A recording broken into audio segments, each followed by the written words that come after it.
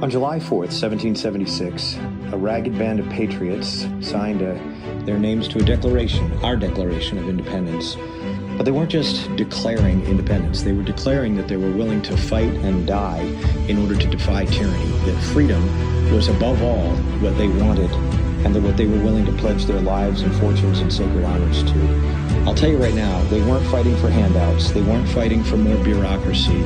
And you can pick and choose all the issues that are plaguing the state of Maine today. They certainly weren't fighting for boys to be in girls' sports. They weren't fighting for drug traffickers to be on every other corner.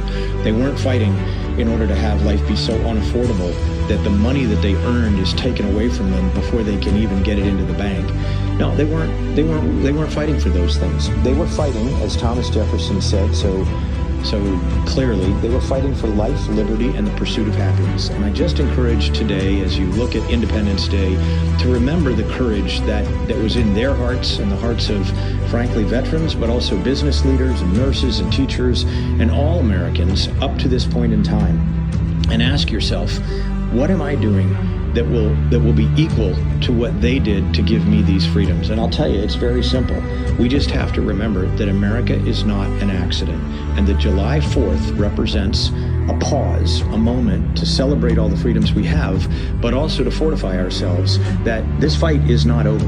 Indeed, in a place like Maine, this fight has just begun again. So I urge you, please join me at bobbyformaine.com. I'm not running in order to manage decline. I'm running to cut the drug traffickers, cut the crime, get them out of this state, cut the taxes, cut the income tax, the property taxes, get life back to being affordable, and restore the Maine that we know and that we love to its ordinary, proper place, the place in which we understand that freedom is paramount, the place that we grew up in, the place our parents and grandparents and their parents gave us by virtue of their hard work and their defense of freedom. So that's it.